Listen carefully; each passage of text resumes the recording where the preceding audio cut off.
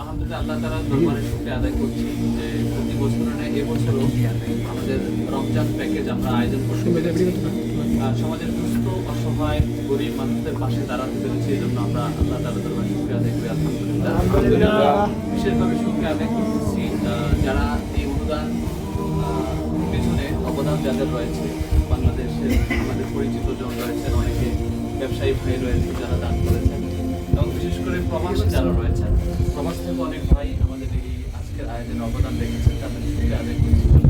এবং বিশেষ কৃতজ্ঞতা হচ্ছে অত্র এলাকার আলোর পরশ ইসলামী অ্যাসোসিয়েশনের এই কর্মীবৃন্দ যারা রয়েছেন, দিন রাত নিরলস পরিশ্রম করে আজকের এই প্যাকেজিংগুলো তারা করেছেন, এই জন্য তাদের বিশেষ কৃতজ্ঞতা আদায় করছি।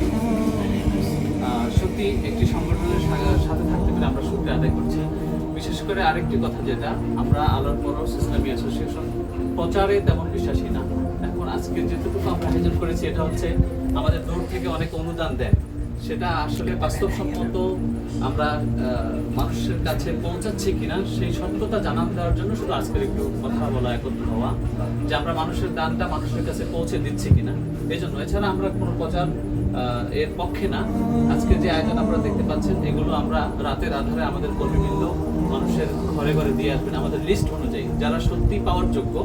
আমরা এলাকার আমরা জানি যে কারা পাওয়ার যোগ্য, তাদের ঘরে ঘরে আমাদের কর্মীবৃন্দ দিয়ে আসবেন। আপনারা জেনে খুশি হবেন, এবার আমাদের আরেকটি বিশেষ আয়োজন আছে। আমাদের অত্র মহল্লা যে মসজিদগুলো রয়েছে, মসজিদের ইমাম মুয়াজ্জিন, আমরা তাদের জন্য একটি স্পেশাল প্যাকেজের ব্যবস্থা রেখেছি।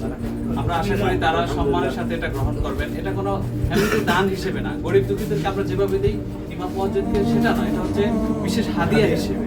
আমরা জানাতে চাই যে আসলে ইমাম মুয়াজ্জিন আমাদের জন্য অনেক কষ্ট করেন। দিন শেষে তারা ঘরে গিয়ে তাদের ঘরে খাবার আছে কিনা আমরা কেউ খবরটা রাখি না। আমরা তাদের পিছনে নামাজ পড়ি কিন্তু তাদের খবর রাখার সুযোগ হয় না। এজন্য আমরা এটা শুভ কাজ শুরু করলাম। আপনারা ইমাম মুয়াজ্জিনদের খবর নেবেন, আসলে তারা ফ্যামিলি কিভাবে চালাচ্ছে একটু দেখবেন।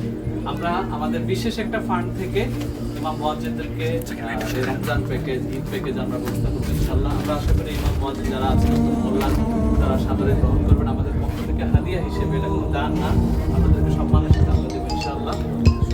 তো আসলে এই আলোর পরশ ইসলামী অ্যাসোসিয়েশন এরকম জনসেবামূলক কাজ করে আসছে 2020 সাল প্রতিষ্ঠাকালীন সময় থেকে শুরু করে এ পর্যন্ত করে আসছে। ঈদ প্যাকেজ, রমজান প্যাকেজ এবং বিভিন্ন প্রাকৃতিক দুর্যোগের সময়ে আমরা আয়োজন করে থাকি, মানুষের পাশে দাঁড়িয়ে থাকি। বিশেষ করে সুনামগঞ্জ বন্যা যখন হয়েছিল, ফেনীতে বন্যা হয়েছিল, আমরা সেখানে অবদান রেখেছি। এবং শিক্ষামূলক যে কোনো কাজ, জনসেবামূলক যে কোনো কাজ, আমরা এই কাজগুলো করে থাকি। আপনারা সকলে এখানে যারা উপস্থিত রয়েছেন, অত্র এলাকার গণ্যমান্য মুরব্বীজন, আমরা আপনাদেরকে মনে করি আপনারা এই সংগঠনের জন্য দোয়া করবেন এবং এই সংগঠনকে যেন আল্লাহ তাআলা কবুল করেন।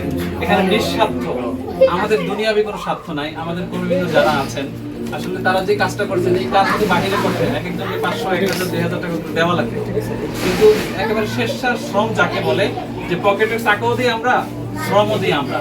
এই জন্য আমি কর্মীবৃন্দ সকলের জন্য দোয়া চাচ্ছি। আমরা কোনো বড় দায়িত্বশীল কেউ না, আমিও একজন কর্মী, আমাদের জাকির পাঠান আছেন একজন কর্মী, বিদেশ থেকে কাজ করেন খোরশেদ, সেও একজন কর্মী। আমরা মনে করি সবাই, খোরশেদ শেখ, সবাই আমরা কর্মী। আমরা কাজ করে যেতে চাই, আমাদের কোনো পদমর্যাদা, পদবি কোনো দেখানো দরকার নাই। আল্লাহ তাআলা আমাদের এই কাজটা কবুল করেন।